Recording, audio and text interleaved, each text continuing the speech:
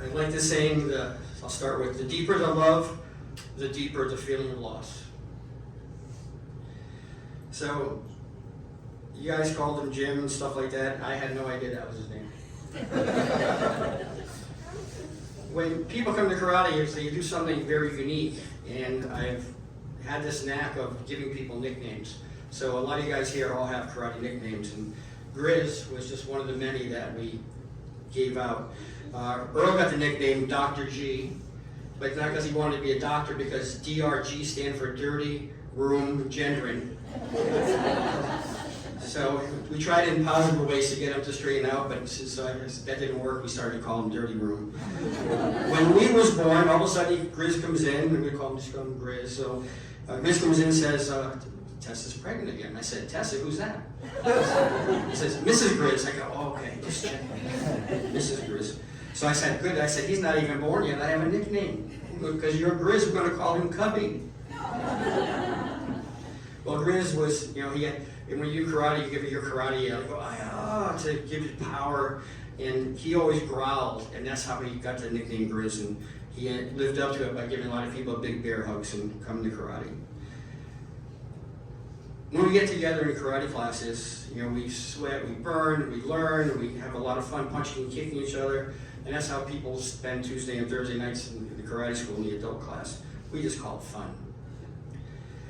There are certain Grizisms we came up with, and about 3 or 4 years ago, we almost came up with we wanted to do a tribute shirt that just had Grizisms on them, and probably each one of you have a few of them in mind. But the only one that came to mind this morning was, we have a form that we learned called Pyongyang Chodan, and he used to call it Pay Down Showdown.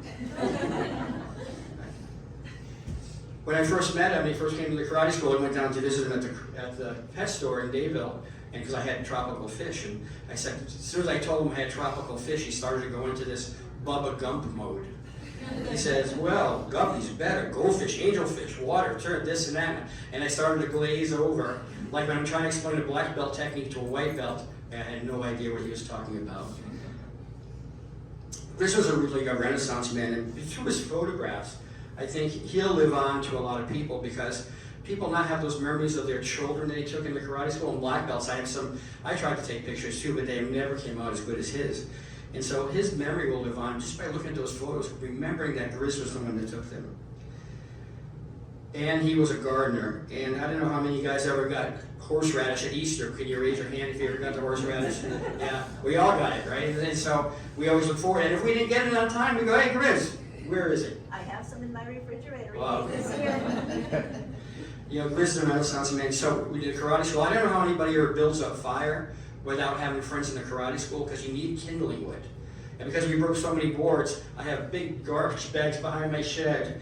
But Griz says, give me those. And he comes back the following week, he makes them into birdhouses. So it's just so great to repurpose that. But only Griz could think about taking those broken boards and making them something great. And of course, his world-class salsa. As soon as I tried it, I went, that's it. I'm never going to eat any other brand of salsa again my whole life, because it was absolutely the best salsa. And his salsa has made it all over the world. We had friends come from other countries, and first Griz would come in and go, hey, my name is Griz, here's my salsa, and then he made a friend. And and when we've gone overseas without Griz, other countries, first thing people ask me goes, where's Griz salsa? Didn't you bring me some? Griz was dedicated to his martial arts family. He was a demo team member. I've been posting some of the videos of when he was on a demonstration team, and our leadership program, what a great instructor. And we did a big DARE fundraiser for years, and over the years we raised a lot of money for the local DARE programs. But sometimes Griz would do some things that were a little bit extreme, and Master Duthorn would have to look at him and tap him on the shoulder and go, Griz, don't do that, you're going to hurt yourself. But he did it anyway, he got hurt. One of the demonstrations, he throws a left cross. He throws a right cross. Next thing you do, Master Duthorn's calling the red cross. He saw this idea where he has these big blocks of ice he's going to smash up on stage and go, Griz, I think it's really tough. He goes, no problem, I got it, I'm a strong guy. So he did the ice break, and then the next trip was out to take Kimball because he had dislocated his shoulder or something silly like that. So he was a little accident prone for a while. We tried to make sure we kept a good eye on him. But he was also an accomplished competitor. He traveled with us to Maui, We went to this big tournament in Australia a couple times. He did forms of weapons breaking. And one of the demonstrations, we saw a very famous martial artist from Maui named Eulogy. And he does this break where he put his fingers in a shot glass and he smashed it down to a concrete block and broke it without breaking the shot glass. Very impressive. And so then he took an egg, a raw egg, and he put it in his hand like this, and he broke a concrete block, and then he took the egg and broke it into the shot glass to see it was a raw egg. So we get home, and of course, we got ready to do a demonstration or maybe one of his promotions. He goes, I want to do those breaks. Master Gendron says, no, you're not. She wouldn't let him. She goes, the glass, he goes, let me try the egg one. At least I don't think I can get hurt. So of course he winds up, he psychs himself up, gives his big Griz growl, he smashes the block, and the egg explodes all over him. I said, we'll have to go back to Maui and ask Eulogy to teach you how to do that. One of the grandmasters we met from Hawaii, Grandmaster Harnos, he's kind of a unique guy. He's Hungarian refugee and Australian, so he has that mix of accents. We go over there, and Griz is sitting down, and Griz has this not Groenendale accent. So they're sitting and talking back and forth. I'm standing there, and both almost at the same time they say to me, what did he say? Because the accents were so heavy, I didn't even know what they were saying either. Not Groenendale. Griz was a paramount teacher. He was one of the great teachers in the school. People loved him. When he came, the people did an introductory program. They went into the Griz and professor class.